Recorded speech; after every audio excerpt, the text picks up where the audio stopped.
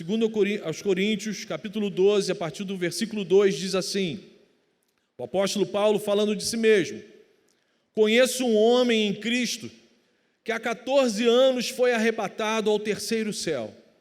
Se foi no corpo ou fora do corpo, não sei, Deus o sabe. E sei que esse homem, se no corpo ou fora do corpo, não sei, mas Deus o sabe, foi arrebatado ao paraíso e ouviu coisas indizíveis, coisas que ao homem não é permitido falar. Nesse homem me gloriarei, mas não em mim mesmo, a não ser em minhas fraquezas.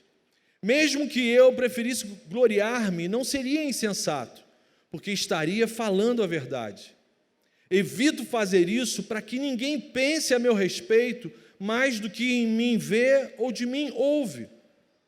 Para impedir que eu me exaltasse por causa da grandeza dessas revelações, foi-me dado um espinho na carne, um mensageiro de Satanás para me atormentar. 3 vezes roguei ao Senhor que o tirasse de mim, mas ele me disse: minha graça é suficiente para você, pois o meu poder se aperfeiçoa na fraqueza. Portanto, eu me gloriarei ainda mais alegremente em minhas fraquezas, para que o poder de Cristo repouse em mim. Por isso, por amor de Cristo, regozijo-me nas fraquezas, nos insultos, nas necessidades, nas perseguições, nas angústias. Pois quando sou fraco, é que sou forte. Amém, amém. Queridos, aqui nesse texto, fica claro que o apóstolo Paulo está falando dele mesmo. Ele inicia relatando uma experiência maravilhosa que ele teve com Deus. Ele diz: conheço um homem em Cristo que há 14 anos foi arrebatado ao terceiro céu. O que seria isso? Do que o apóstolo Paulo está falando? O que seria o terceiro céu? Naquele momento, naquela época, o primeiro céu é a nossa atmosfera, o que a gente olha para cima e vê o céu azul. O segundo céu é o cosmos, esse manto negro cheio de estrelas. E o terceiro céu é a presença de Deus, a presença especial de Deus, que aqui o apóstolo Paulo fala, se expressa da mesma forma que Jesus se expressou na cruz do Calvário, que chama de paraíso. Ou seja, um momento, um lugar na presença, um encantamento na presença de Deus. E aí no versículo 3 ele é bem transparente. Eu sei que esse homem, se no corpo ou fora do corpo, o que ele deixa claro que para mim foi real. Agora, se isso foi em pensamento ou se foi uma experiência física, não importa. O que importa é que eu estive na presença de Deus, experimentei coisas indizíveis. Uma experiência fantástica. Mas aí, assustadoramente, o texto revela que esse mesmo servo do Senhor, logo depois que passa por uma experiência literalmente gloriosa, o texto mostra para a gente que, logo de súbito, de uma forma, um contraste radical, Paulo se vê às voltas com uma situação de um tormento profundo, que ele tem plena consciência que é algo da parte de Satanás, é um tormento maligno. E aí, sobre essa crise, Paulo pode falar. Sobre as coisas indizíveis que ele experimentou na presença de Deus, ele fala: não cabe ao homem revelar isso para vocês. Mas sobre o tormento que eu estou passando, isso eu posso falar para vocês. Eu posso compartilhar isso com vocês. E aí, com isso, Paulo nos mostra o que ele aprendeu com Deus, o que ele aprendeu com o tormento, o que ele aprendeu com o sofrimento. E com relação à questão do sofrimento, depois de Jesus, no Novo Testamento, o apóstolo Paulo é a pessoa que foi mais experimentada nesse quesito, nessa questão. Paulo não está falando como um teórico. Paulo não está falando de algo que ele ouviu falar. Paulo está falando de algo que ele experimentava constantemente. Sofrimento não era algo pontual na vida do apóstolo Paulo. Sofrimento era algo constante na vida do Paulo. Paulo foi um homem experimentado na dor e no sofrimento. Ele apanhou fisicamente várias vezes foi chicoteado. Por pregar a palavra de Deus, ele foi apedrejado. Você consegue se imaginar falando de Cristo para alguém e a conversa termina com várias pessoas jogando pedra em você? Paulo foi perseguido, foi rejeitado, foi abandonado por irmãos que ele pensava ser irmãos de fé. Paulo passou por situações terríveis de sede, de frio na prisão. Meu irmão, ele enfrentou 3 naufrágios. E num desses naufrágios que ele sobreviveu, ele ainda foi picado por uma cobra. Sua missão como apóstolo de Cristo só acabou em Roma quando Nero mandou decapitá-lo. Seu ministério foi marcado do início ao fim por muita luta, muita dificuldade. Ou seja, dor e sofrimento para esse homem não era uma situação que acontecia uma ou outra vez, de forma alguma. E é esse homem que no texto em questão nos traz lições preciosas para a vida da gente hoje, para nos ajudar a passarmos por momentos de angústia, de sofrimento, momentos difíceis que nós passaremos ou estamos passando aqui na face da terra. Então, em primeiro lugar, a primeira lição que fica claro para mim diante do texto que nós lemos, anote, por favor, para você comentar na sua célula. Primeira lição: existe um propósito divino para o sofrimento. Existe um propósito divino para o sofrimento na vida do crente, na vida do cristão. No versículo 7, ele fala sobre isso. Paulo explica o propósito pelo qual, o porquê que estava acontecendo aquilo com ele, aquela situação trágica com ele. Ele inicia, para impedir que eu me exaltasse por causa das grandezas dessas revelações, foi-me dado um espinho na carne. Os teólogos até hoje tentam descobrir o que é isso, mas não fica claro. A Bíblia não fala sobre isso, até porque não nos interessa. Deus só revela, Deus só deixa claro aquilo que de fato é pertinente para a vida da gente.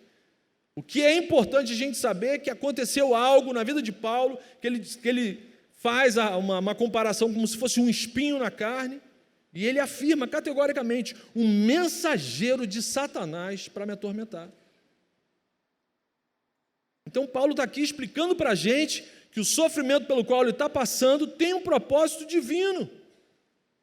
Deus permitiu que Paulo fosse atormentado por algo terrível para protegê-lo de algo muito pior. Ele explicou isso para a gente. Paulo chama esse problema de espinho na carne. Mas fica claro que foi para protegê-lo de algo que poderia ter causado uma tragédia no seu ministério. Deus usou uma situação de tormento, mas era um remédio. Era algo, uma vacina para livrar o seu servo de ser tragado pelo pecado da soberba, da arrogância, da vaidade. Quantos servos do Senhor, quantos homens, pastores, caem e destroem o seu ministério por causa da vaidade, por acharem que Cristo teve a maior sorte de encontrá-los. E aí são levados ao chão por causa disso. E aí Paulo deixa bem claro: para impedir que eu me exaltasse, o Senhor permitiu que me fosse dado um espinho na carne. Paulo toca nesse assunto de uma outra forma. Ele explica que Deus usa o sofrimento na vida do cristão, lá em Romanos, capítulo 8, versículo 28, quando ele diz uma passagem clássica que muitos conhecem, que Deus age em todas as coisas para o bem daqueles que o amam. Então a questão crítica aqui para a gente é responder: eu e você amamos ao Senhor? Por isso eu posso afirmar que Deus tem um propósito para tudo que acontece na vida daqueles que o amam. Mas é importantíssimo na nossa caminhada a gente ter certeza que da nossa parte a gente tem feito de tudo para seguir o Senhor de uma forma coerente com o nosso relacionamento, com o que a gente fala para Ele. Jesus fala que aquele que tem os meus mandamentos e os obedece, esse é o que me ama. E aqui, irmãos, é importante a gente diferenciar um sofrimento com um propósito divino de um sofrimento causado como consequência de um pecado que a gente praticou. Se somos do Senhor, Ele vai usar todas as coisas para mudar o nosso caráter, para deixar a gente mais parecido com Jesus. Deus usa, Deus tira a mel da boca do leão. Mas é totalmente diferente isso que Paulo está relatando para a gente, de uma situação onde eu pratico um pecado e tenho que administrar a consequência do pecado que eu pratiquei. É importante a gente frisar isso. Sofrer porque fez algo errado é a lei da semeadura. O que o homem plantar é o que ele vai colher, porque de Deus não se zomba.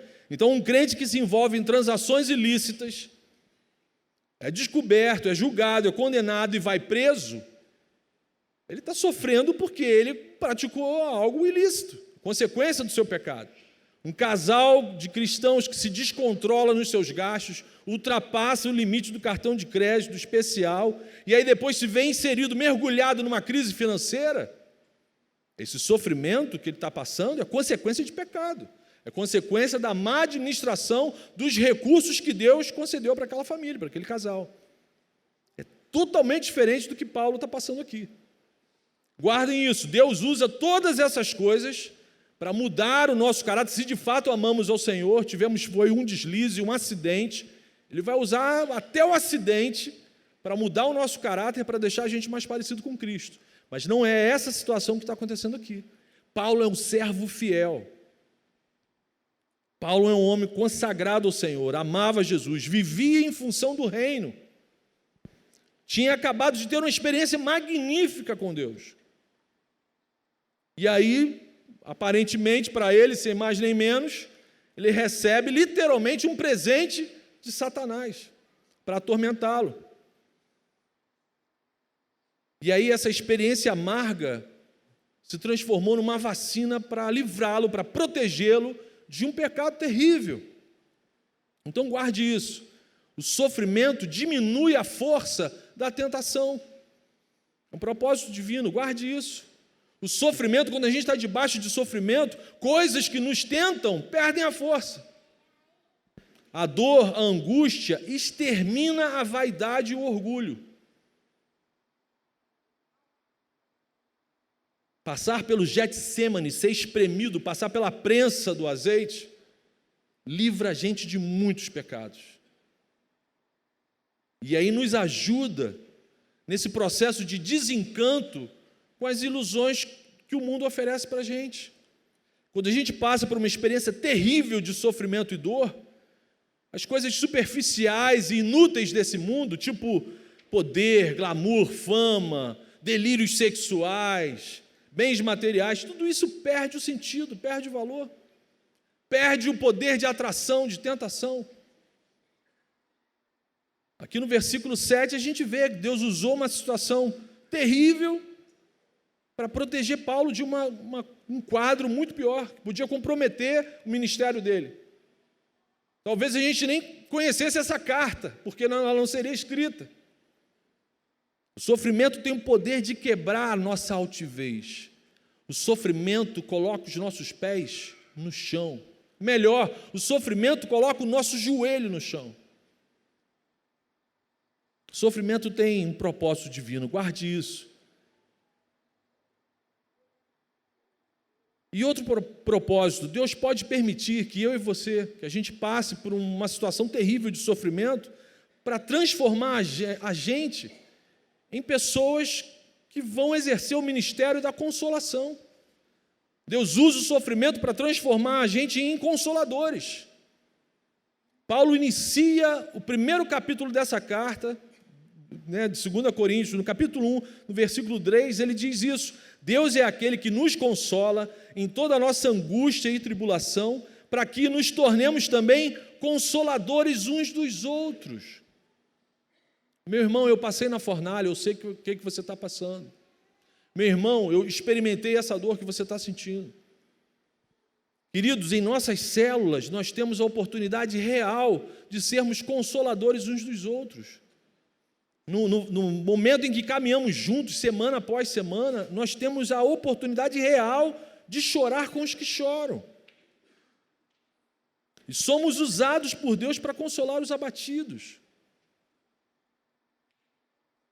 Como Calvino falava, moribundos ajudando moribundos.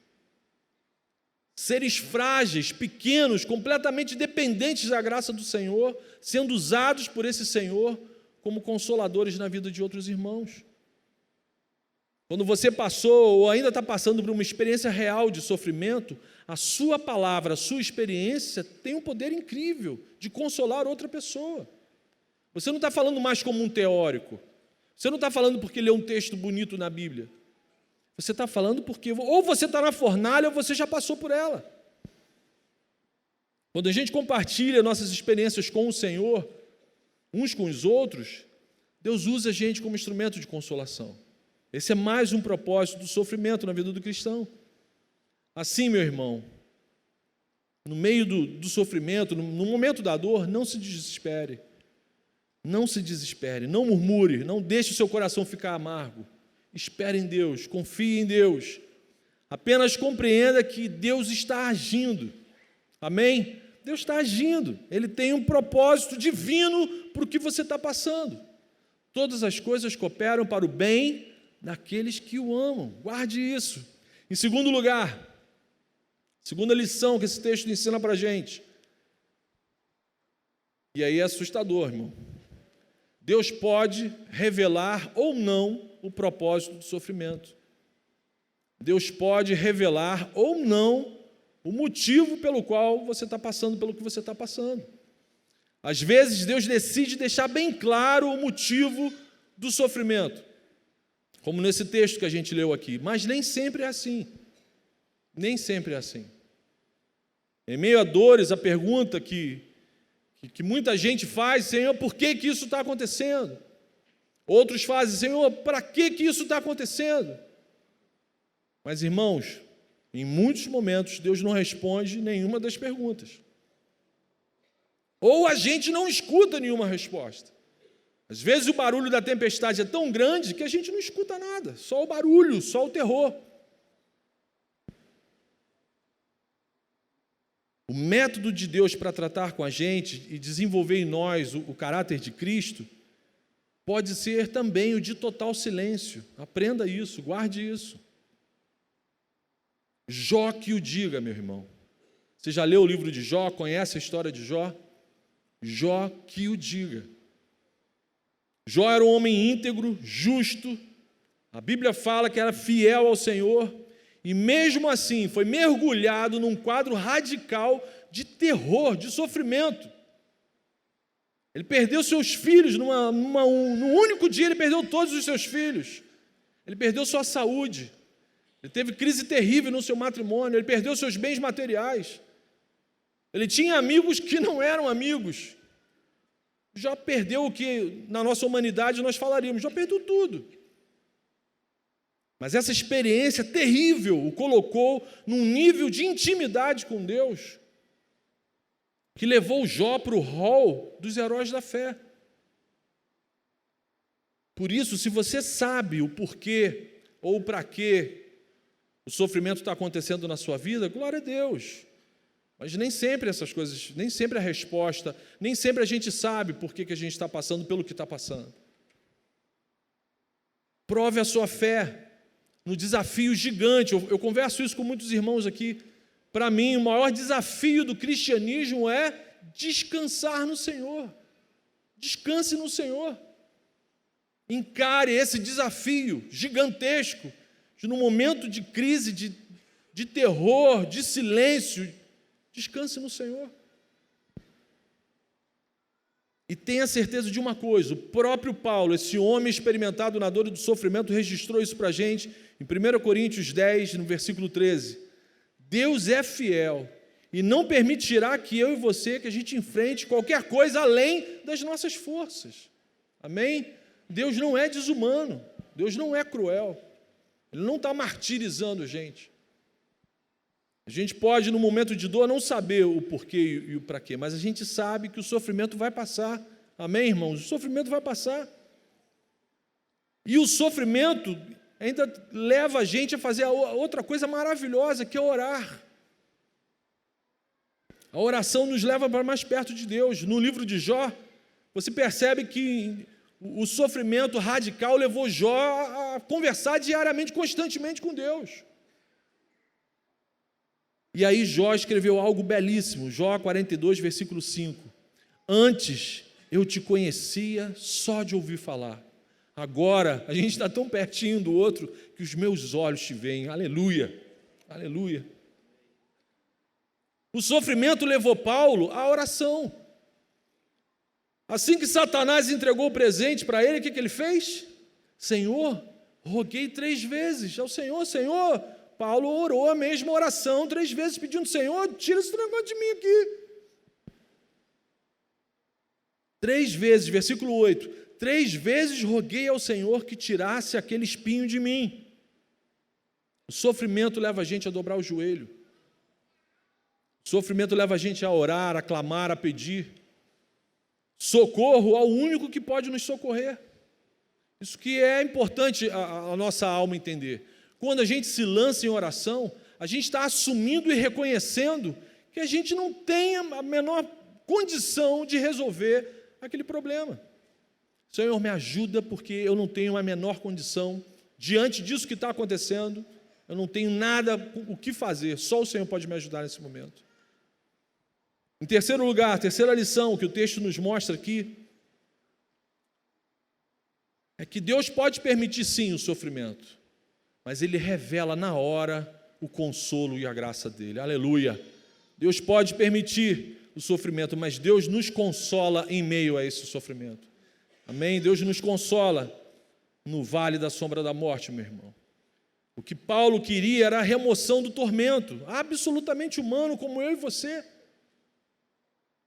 Quando a gente recebe aquele envelope com um diagnóstico maldito da medicina, na primeira coisa que a gente fala: Senhor, remove isso da minha vida. Paulo queria a remoção do tormento, mas Deus lhe responde: Paulo, eu vou ficar com você. Eu vou ficar com você. Aleluia. Paulo, eu vou transformar esse sofrimento em bênção na sua vida, Paulo. E aí o próprio Deus fala com ele, 2 Coríntios 12, versículo 9. Paulo, minha graça é suficiente para você, pois o meu poder se aperfeiçoa na fraqueza.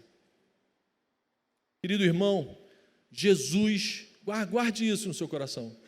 Jesus nunca permitirá que você passe pelo vale da sombra da morte sozinho. Nunca, nunca. Jesus nunca vai nos deixar sozinhos, Ele prometeu isso. Mateus 28, 20, eu estarei sempre com vocês até a consumação dos séculos. Ele é fiel, Ele é fiel. Se você ama o Senhor e hoje entrou aqui, um quadro de sofrimento ou passando por uma questão terrível, receba o consolo do Espírito Santo agora, em nome de Jesus, amém? Receba o abraço de Deus, o conforto de Deus, em nome de Jesus. Ele é o Deus de toda consolação, amém?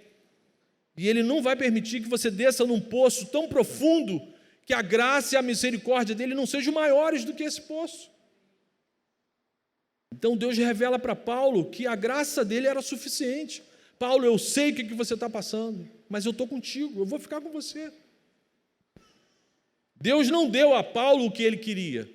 Deus não deu a Paulo o que Paulo estava pedindo nas suas orações. Mas deu algo muito maior.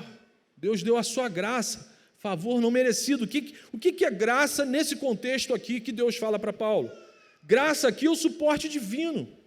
É aquela coisa inexplicável que você olha para a vida de um irmão que está passando por um tormento e você não tem... Meu irmão, ele está passando por um tormento que eu não conseguiria. Você olha para a história de Jó e a gente fala: meu irmão, eu não conseguiria passar pelo que Jó passou. Por que ele passou? Como que ele passou?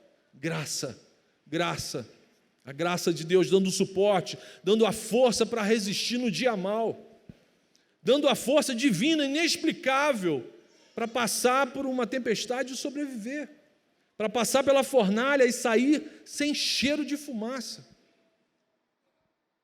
Não importa qual seja o sofrimento, meu irmão, se é uma doença que a medicina diz que é incurável, se são crises familiares, se é perder um ente querido, a graça de Deus é o nosso suporte para tudo que a gente está precisando e quando a gente precisa, amém? Guarde isso no seu coração, meu irmão. E lembre-se, não significa que o problema será removido, não significa.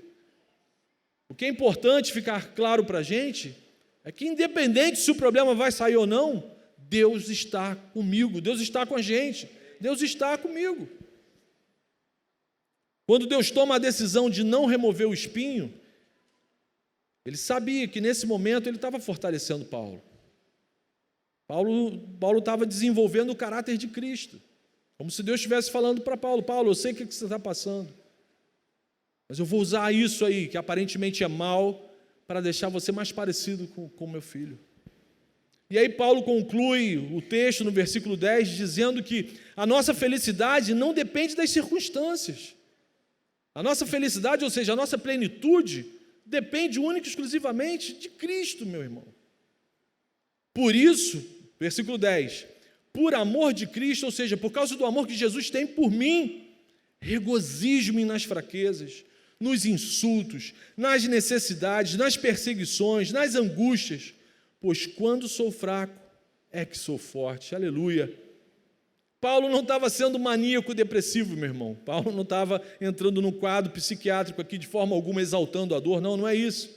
O que Paulo está ensinando para a gente é que a nossa alegria não está no que acontece perto da gente ou com a gente. Paulo está dizendo, quando eu sou fraco, é que sou forte. Porque fica claro que a força, o poder, a glória é do Senhor. Não é Paulo. Paulo está em frangalhos. Paulo não pode fazer nada. Jesus fala isso para a gente: sem mim, nada podeis fazer. E aí Deus se manifesta na nossa fraqueza. E aí é glorioso, porque a gente vê que o mérito é todo dele, que não partiu da gente, não é a gente que consegue sobreviver no momento de tempestade, é o Senhor. Esse é o grande paradoxo do cristianismo. O poder de Deus se revela nos fracos. Os arrogantes e fortes, aqueles loucos que pensam que são alguma coisa, esses não têm parte com Deus. Deus se revela e se manifesta nos fracos, nas criaturas feitas de barro, absolutamente frágeis e dependentes da graça dele. Nossa fraqueza, aliada à onipotência de Deus, capacita a gente para viver em plenitude, mesmo que o espinho não seja retirado da gente. Davi descobriu isso, meu irmão. Salmo 23, versículo 1. O Senhor é meu pastor, de nada terei falta. De nada terei falta. O espinho pode ficar aí me incomodando, mas o Senhor não vai deixar faltar nada na minha vida. Querido, se você veio aqui essa noite e ainda não conhece esse Jesus gracioso, cuidadoso, como seu único e suficiente Salvador, entregue a sua existência a Ele hoje à noite. Faça isso. Reconcilie-se com o teu Criador, com o Pai. Experimente novidade de vida. Experimente ser cuidado por um Deus pessoal. Não é por uma religião, não é por uma ideologia. É por um Deus pessoal, um Deus que experimentou e sabe muito bem o que você está sentindo. O nosso Deus não é um Deus teórico. Nosso Deus se encarnou, se fez humano para saber exatamente, para experimentar o que eu e você a gente experimenta aqui. Descubra o que é vida de verdade, o que é uma vida plena. Paulo pediu substituição. Senhor, tira essa dor. Deus concedeu transformação. Deus concedeu capacitação. Deus concedeu graça, o encheu com o Espírito Santo. O espinho continuou, mas Paulo saiu transformado. Paulo saiu com condição de escrever isso tudo aqui para a gente. Aplicações. Primeira aplicação. Irmão, diante de um texto desse, o que a gente pode fazer de prático? Chore com os que choram. Chore com os que choram. Seja um agente da consolação. Esteja atento às pessoas que estão à sua volta, chorando, passando por um quadro de dor, de sofrimento. Seja você o primeiro instrumento do Espírito Santo na vida dessa pessoa, amém? Preste atenção nas pessoas à sua volta, dentro da sua casa, na sua rua, no seu trabalho, na sua célula. Tem muita gente perto da gente carregando uma dor, carecendo, necessitando de um abraço, de uma oração, de alguém só para ouvi-lo. Esteja atento. Esteja disponível para Deus te usar no ministério da consolação, amém? Em segundo lugar, segunda aplicação, meu irmão, diante de um quadro desse de dor e sofrimento, ore sem cessar. Ore sem cessar. Paulo rogou 3 vezes ao Senhor, rogue 6, rogue 26 vezes ao Senhor. Ore sem cessar. A oração nos leva para mais perto de Deus. Fortaleça a sua comunhão com Jesus. Abra o seu coração, seja sincero, seja transparente. Faça como Paulo, faça como Jó. Senhor, está insuportável isso, Senhor. Renova a minha fé, Senhor. Fortalece o meu relacionamento com o Senhor. Mas converse o tempo todo com o Senhor, meu irmão. Converse o tempo todo com o Senhor. E não se esqueça de orar pela dor do seu irmão. Não se esqueça que o nome do seu irmão esteja primeiro do que o seu nome na sua lista de oração, amém?